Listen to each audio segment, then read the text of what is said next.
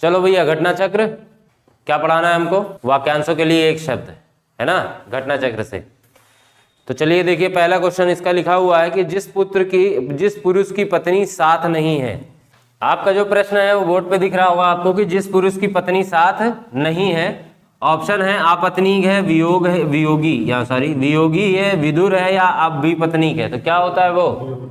वियोगी होता है।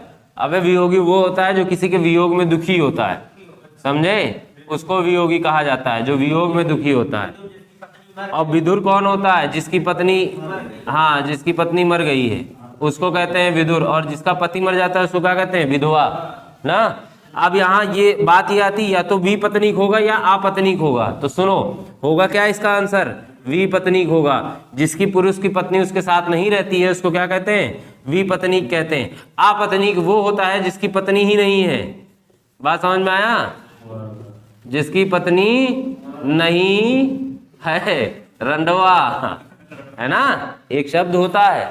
नहीं, सीरियसली होता है ये शब्द। गांव में देखो तो बोला जाता है ना, जिसकी पत्नी नहीं होती, कहते हैं अभी तक क्या है, शादी नहीं करे हैं उसको कहते हैं, ठीक, जिसकी पत्नी नहीं है।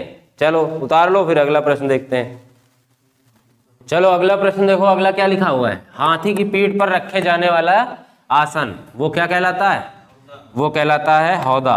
ठीक है, ये कहलाता है हौदा। तो जीन क्या होता है? ये घोड़े की पीठ पे जो रखा जाता है, घोड़े की पीठ पे जो गद्दी रखी जाती है उसको कहते हैं जीन कहते हैं। अब आता है ये कि काठी क्या होता है। देखो, घोड़ा हो या किसी की पीठ को कसने के लिए, है ना, जिस जीन का उपयोग किया जाता है, मतलब जिस वस्त्र का उपयोग किया जाता है, जिस गद्दी का उपयोग किया जाता है, वो क्या कहलाता है? काठी। मतलब वो जो काठी रखी है उसको कसने के लिए। ठीक है, बात समझे? हाँ, तो क्या कह सकते हैं? काठी किसको कहते हैं? घोड़े या इसी के साथ कोई भी और जानवर, उसमें जो कसने की जो जीन होती है उसको क्या कहा जाता है? काठी। ऊंट के ऊपर भी रखने वाले को भी कहते हैं, वो कसा जाता है ना उसमें, तो चाहे ऊंट पे रखो चाहे घोड़े पे रखो, कोई भी जानवर होगा तो वो सब किसमें आ जाएगा? काठी में आ जाएगा। बख्तर किसको कहते हैं?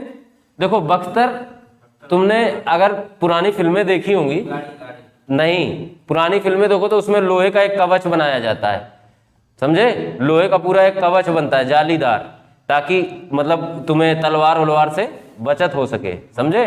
उसी को कहते हैं बख्तर। समझ में आया? इसको बख्तर भी कहा जाता है, बख्तर ये भी कहते हैं, चाहे बख्तर बोलो चाहे बख्तर बोलो।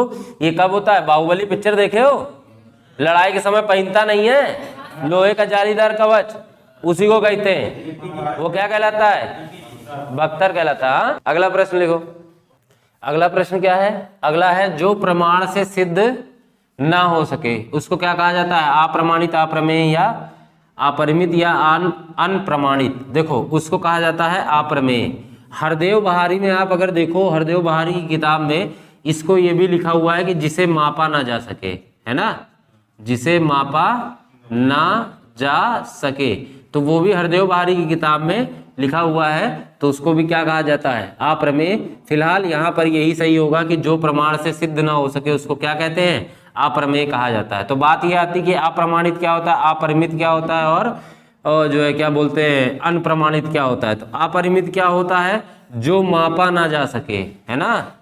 तो अप्रमाणित कौन होता है? जो प्रमाण से सिद्ध ही नहीं किया जा सकता है, जिसको अगर आप प्रमाण दे दे, सबूत दे दे, तो प्रमाण देकर सिद्ध नहीं किया जा सकता, उसको कहते हैं अप्रमाणित।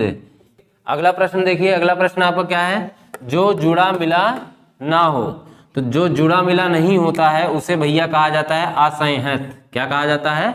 असंहत। अब देखो एक बात और सुनो, तो चंपू किसको कहते हैं? गद्य और पद्य को मिक्स करके जो रचना की जाती है उसको क्या कहा जाता है? गद्य पद्य का मिक्सचर। आप ये समझ लो, इसको एक लाइन में लिख लो, तो वो कहलाता है चंपू।